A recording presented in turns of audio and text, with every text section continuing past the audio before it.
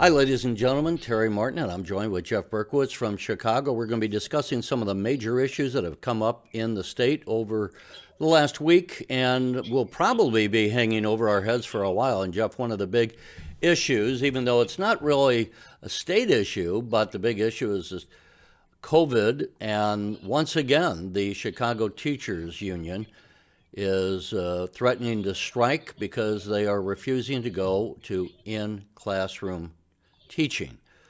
So what is the latest that you have from Chicago on that? Well, I think we're in the third day of the walkout, they call it. It's not quite a strike, but it is a strike because they're not showing up for work. They're being docked, they're not getting paid. And there are negotiations going on between Mayor Lori Lightfoot and or at least her representatives and the Chicago Teachers Union. But Terry, it's not just Chicago because there are other areas that are around the state where school districts are raising this so-called issue of safety, which is we'll get into a pseudo issue, and they're having similar walkouts or threats, and they're closing down in-person education. So I don't know how much that is. Obviously, it's bigger factor because there are more than 300,000 students involved in at CPS. But around the state, we have some similar actions.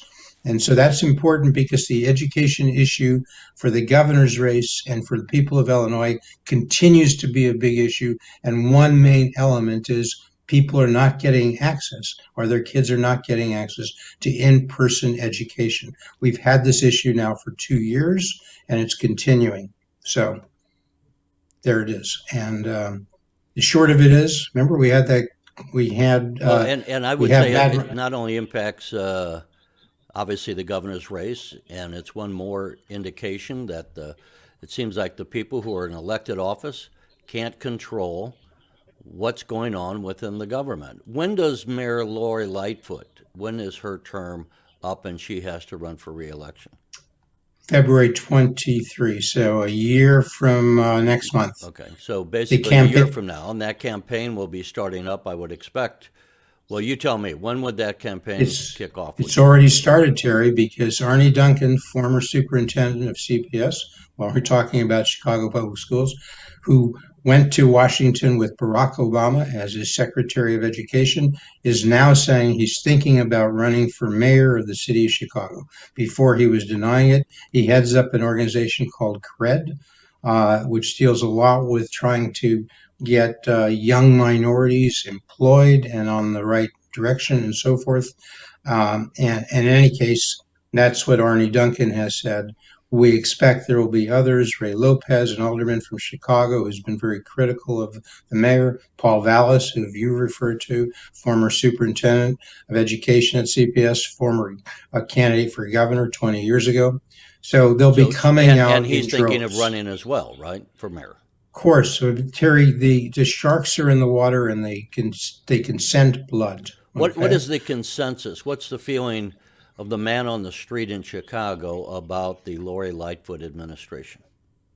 Not good. Some of the polling had her down in the equivalent of a 26% approval rating. Uh, Look, there's no, she, every time there's a dispute with CPS, she says she'll be firm and she caves and she's going to do it again. So who could respect that? She's been bailed out. The city's been bailed out by the feds. That might get her by in the same way that the state of Illinois has been bailed out by the feds. Both those entities would be in major, will be at some point, have major financial issues, but they've been given a bit of a reprieve. So her budget was, which was a mess, less of a mess because of the bailout from the feds. Same with So Governor it's Pritzker. nothing she did or that the alderman did. It's that Uncle Sam wrote him a check to, just like Of mom and course, dad sending everybody. a kid in college a check when they're spending all their otherwise savings at the bars. 1.6 billion, I believe, is the amount of money the feds gave to Chicago public schools for remediation, if lack of a better term, for making schools safer. And yet here we are, where the teachers union is refusing to go in. You mentioned Paul Vallis. I wanted to bring up. He had posted yesterday on Facebook 4 things that he said Lori Lightfoot should be doing, And let's take a look at what he said. He said, if Chicago families are ever to regain the right to an education for their children, this is what the mayor must do. Make it very clear that teachers who fail to report to work will not be paid and that disciplinary action, including termination, can and will be a consequence. Void the CTU contract as the union's a union's action is a clear violation of the contract and a defiance of the Illinois State Board of Education, requiring schools to be open for in-person learning, and give parents and other options to provide their children with an education by lifting the cap on charter schools and charter school enrollment that the union forced the district to impose. And number 4, use the TIF surplus windfall allocated to the district to be used to provide tuition subsidies for families who send or want to send their children to parochial or other private schools. And he adds, as the former head of Chicago Public Schools, the mayor has the ability to implement each of these measures. And so there we are, Paul Vallas. I would say that speaking of the mayor's race, or just getting the teachers union back into the classroom, these are some pretty firm ideas, and it's interesting, as he notes, that the mayor can implement these on her own. Well, she can try. Look, the we've got a slide here. Let's go right to it. The Chicago Teachers Union's long history of strikes, I think, is the title. If you can bring that up. Can you bring that up, Terry? There you go. You can see that, folks. All of those years you're seeing on that slide are when the CTU, the Chicago Teachers Union, in the last 50 years, it's the year they went on strike, or those asterisks mean they had a walkout, the same thing. That's what this current thing is, but it's not an official strike, it's a walkout, same thing. So if you count up the years there, you'll see there's 14 years of walkouts and strikes in the last 52 years, or on average almost one every 4 years. That's the average. We have a strike or walkout in Chicago. Not a good history, not great for stability. I mean, it's ridiculous. We're one of only 12 states in the country that gives the teachers the right to strike, and boy, do they exercise it. And do they threaten it. I mean, they got her, you know, the teachers union has the mayor, and they had Mayor Rahm Emanuel right in the palm of their hands, right here. See my hand? Right in the palm. And they just play with her, okay? They just twiddle her around and throw her up and down, and where she lands, that's where it is. Who's running the schools? Chicago's teachers union. You know, we're now going to have a board that's elected. Basically, we will have, there will be somebody running almost surely in the next year from the teachers union. I mean, they just flex their power. Okay. Why do they have so much power? Because Democrats because teachers unions give so much money to Democrats, city, state, and federal. They run the country pretty much. Jesus, why don't we just stop the pretense that Biden's running it? I mean, Biden says, oh, yes, teachers should be back in school. He hasn't lifted an effing finger to Well, do and anything to he's show, not going right? to. This is another thing. I mean, you know, you have a situation where, certainly in Illinois, as the public unions grow in power, it is the unions who hire their own bosses, and they're going to approve their bosses before they hire them. They hire their bosses by putting their support and their money behind whoever is going to be doing their bidding in office. You know, another thing, Jeff, and we take a look here from WirePoint's put together this slide on CPS having lost another 10,000 students. It says in 2022. I'm not sure if that's a misprint or not, but No, that's it, that Terry. We're in fiscal 22 now. okay, the fiscal year 2021. 2022. That clears it up. Right. Down 105,000 versus 20 years ago, and I don't know if that's because people are leaving the state, which is a part of it, or if that's people just leaving the district and going. They're Maybe getting as the hell Paul out of the Vallas said, schools. They're getting the hell out of the schools, Terry. If you've got a and kid going and you have where? Where are they? Are they going to they're parochial schools, anywhere private out schools? of out of Chicago, go to find a suburban school they can go to. If they have to go So out they of may not be state, leaving the some state, of but them they're are going lucky to enough. DuPage County or Will County, some of the collar Yeah, counties, and yeah, because it's terrible, Terry. As we've shown the statistics in the data before, For black students in 11th grade, only 14% are reading at grade level. And for Hispanic students, it's only something like 25% reading at grade level. And it's throughout. If we look at third grade, it actually gets worse the longer they're there in school. They start at maybe 30% reading at grade level in third grade. If you can't read, you can't do anything. Why the hell are you staying in Chicago? It doesn't make any sense. So, and these are the minorities that are fleeing because it's 85% or so at Chicago public schools are minority or Hispanic and black. Only 10 or 11% are white. Those are generally doing better, but still often many of those who are more affluent and have more resources at home, they're still having trouble learning how to read in CPS. So these teachers, I think we have another slide that might tell people something about, let's say, Chicago pays a 10-year teacher with a master's degree, the third most of any big district in the nation. So we have a variety of slides here. Hang on just a second, because I was going to say, if you look at this slide, Chicago teacher salaries among the highest when compared to pay in the nation's largest districts. So Right. if Paul Vallas' actions were threatened by Mayor Lightfoot, that they could fire some of the teachers or void the contract, there's a lot to be lost by the teachers' unions, who say with some of the highest.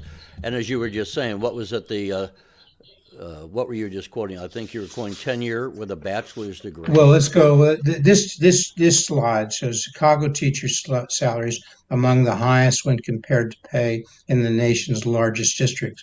So, depending on what level, because they pay people based on the number of years they've been teaching. So, for first year bachelor's degree on that slide, their salary is first among these 150, 148 of the largest districts. And then you go down to fifth year bachelor's degree, they're third. So they're running first, second, third in terms of highest salaries among the 150 or so largest districts. And the other slides will show something similar. When we look at, say, first year, Chicago's pays a first year teachers with a bachelor's degree Yeah, more than here it is any other here. I big mean, look district at in the nation. Chicago number one. First Right. You can year see that in teachers red. with a bachelor's degree. Let me just take you out so that people can see the headline here. More than any other big district in the nation, starting salary at just under $60,000. And those are adjusted for cost of living. It might be a little higher, but again, they're making them comparable in terms of cost of living, adjusting each of the salaries in each of the areas because these are countrywide. You can see the second highest salary was the school district in California, third also in California, then in Texas than in Washington. Like teachers in general are paid much higher than their comparables would be in the private sector. Really, you got to remember these folks are working often 8 months a year out of 12, working 6 hours a day, not like 8 for most other people employed. So it's a really great cushy job. And now people are Well, some of those, to be fair, some of those people, I mean, are working longer hours than they're not necessarily working all their hours in the classroom. If you have a English teacher grading papers, you might be working till midnight going over those papers if they're you have different classes. I mean, yeah. just to be fair, you have other people who are coaching, they might get additional salaries for coaching. But I've known some teachers that have to take a lot of uh, spend hours at home grading Well, papers. let me It's just ask you. I mean, we've got a slide there that shows titled "An Overwhelming Share of Chicago Students Can't Read at Grade Level." Maybe you can bring that up, and we can see what actually, I people are don't know that getting I for all have this that. money. Okay. Well, if you don't have it, what the slide would show is that what I've said before, only 14% of the black kids at CPS are reading at grade level, and 25% in grade 11 are reading of Hispanic kids are reading at grade level, and of the white kids, 65%. And then if we look at the other grades, it's somewhat higher, but still not good. So the point is, Terry, yes, out of 30,000 or so teachers, I think is the number you have, it's CPS. out of that, you certainly have some people who are probably earning their pay and maybe doing more than to earn their pay. But of the 30,000 teachers, I don't guess it's going to be like the great majority are spending till midnight, because if they are, it's not being very effective. Because if you're working till midnight and only 11% of the or 14% of the black kids in 11th grade can read at grade level, what the hell are you doing? It's output, Terry. It's not hours put Well, and in. we all know that We're, there's been in you know, not just in Chicago, but around, I'd say, the country. You've had social promotions where if the kids, when I was going to school, if you couldn't do the work, they held you back. I was actually held back in the second grade because I just wasn't ready to go into the third grade when I was growing up in grade school. They don't do that anymore. If you don't know how to do the work at second grade, they just keep you moving along. And then ultimately you're graduated with a high school degree, and you may still be functionally illiterate, even though you have that piece of paper that says you were educated. This right. is Well, just Paul one of the other things. Vallas, It's not just walking out when you should be in the classroom. We have to have, I think, as a society, to say, how is this nation going to compete in the future against other nations like the Chinese and the rest when we have a generation of children who are grossly undereducated, and in a world where it is increasingly more important to have an education, certainly to be able to read and do basic math. And a lot of kids, sadly, I think, as an adult population, are failing these children because we're not educating them along the standards that they should be educated. yes, and we've been talking about this for a long time in Illinois and in Chicago. It's not just a Chicago issue. We have many of these comparable issues to similar inner city issues of Rockford, of Decatur, of East St. Louis. So it's not just a Chicago issue. We have an education performance problem throughout the state. This is a gubernatorial race issue, which we can come to in a second.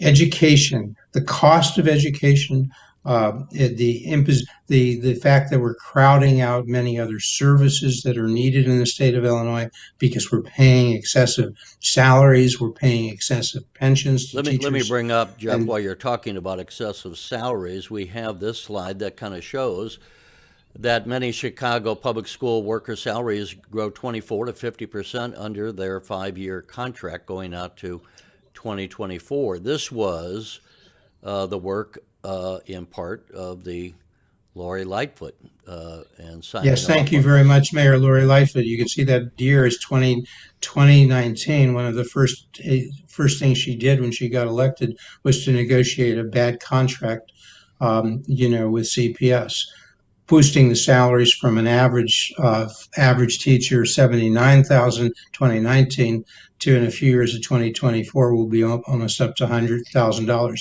Thank you very much, Lori Lightfoot.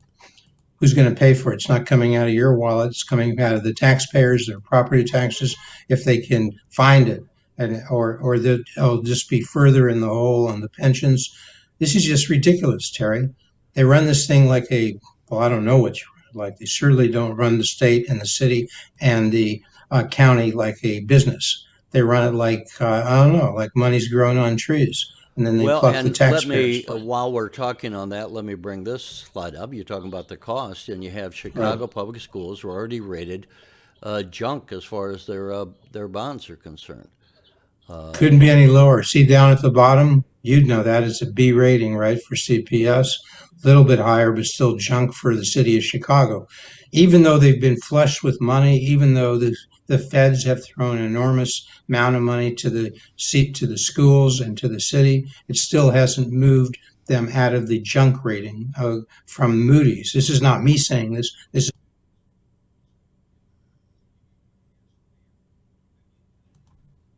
improve the quality and fiscal sanity of the city while you've been here, and of CPS, I'd not like a to hear thing. some of the gubernatorial candidates address this issue. Where are they? I haven't heard them getting up and talking about CPS. It is, to me, one of the problems with the state of Illinois that the legislature and too often governors act as if Chicago is an island separated from the rest of the state and that they have their own jurisdiction And we've seen this with Governor Pritzker, often just kind of, wiping his hands. That's a city thing, and I'm merely the governor of Illinois. I can't intervene.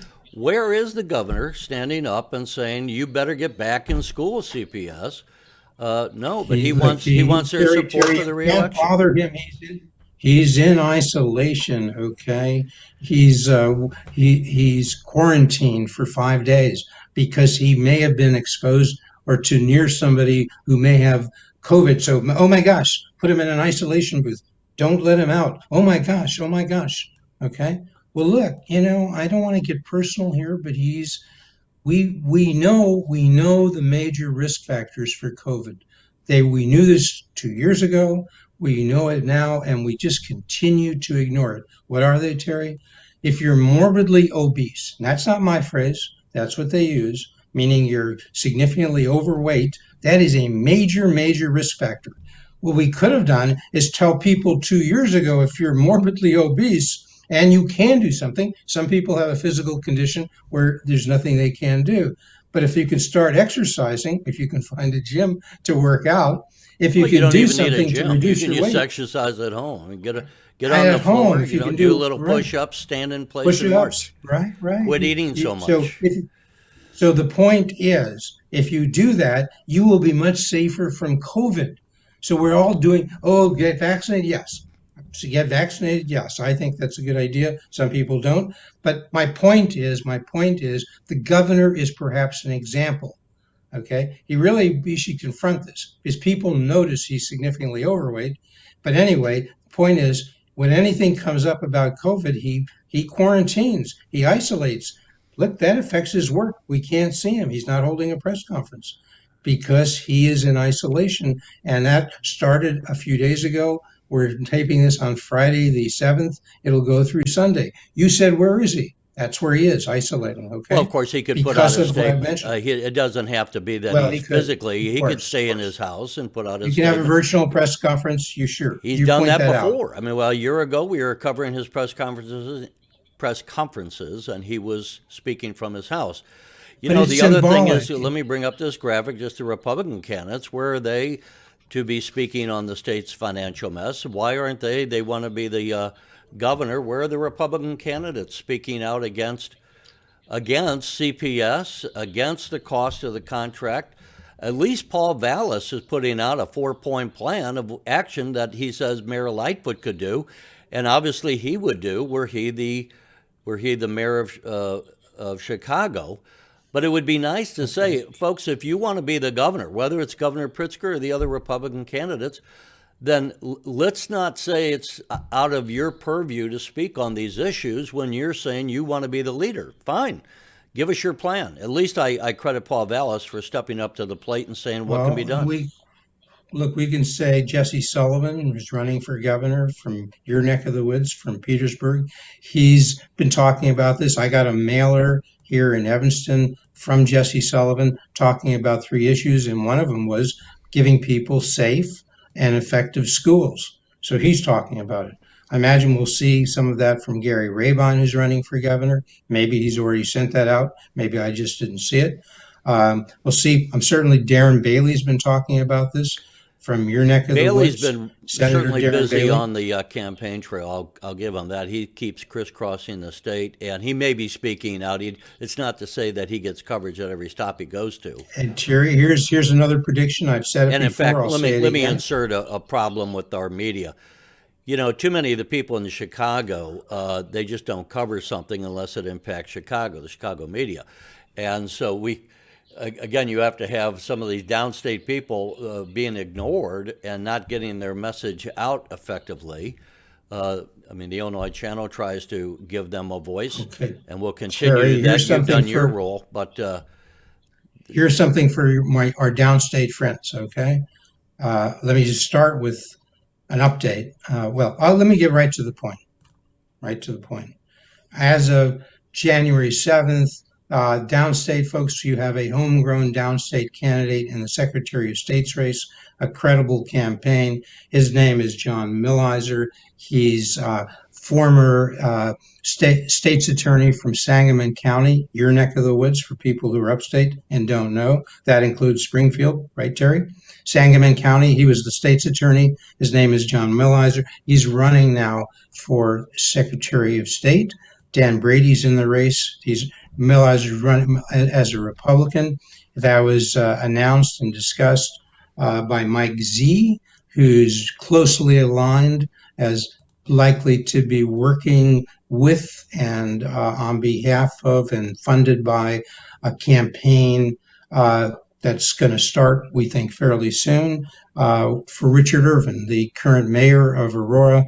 I started talking about this in October. The mainstream media joined me a few weeks ago in December, saying that Richard Irvin would come in and likely with support of who is the richest man in Illinois, clocking in with a net worth of almost $21 billion, which is 7 times the net worth of J.B. Pritzker. And there we see Richard Irvin.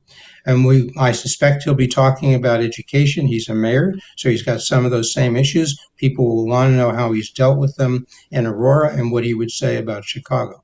So And things are going to pick up. when's the latest that we're going to be expecting this announcement by Mayor Irvin? Well, I would say certainly by the end of this month, as you know, Terry, people in the SEC by January 13th can start circulating petitions for that race and other races in the state of Illinois, and those petitions would have to be turned in by the middle of March. March 14th, So I think believe. they're not going to want to start much later, and also the campaign. So my prediction is Richard Irvin will come in and be a declared candidate for governor of the state of Illinois by the end of this Let month. me just bring him up again, just so people can see Mayor Irvin of Aurora. And by the way, we were looking for this information before. Speaking of CPS, that 86% of black students at CPS read below grade level. 75% of Hispanic students read below grade level. Now, we should point out to people it's next to his picture, not because he's entered the race and has made that an issue. In that particular show, excuse me, where we were discussing Richard Irvin, we were also discussing CPS and its failed performance. Yeah, So this was the maybe thumbnail for maybe our Richard video, but Irvin, it's good to have we right? had the information. I just didn't have the slide.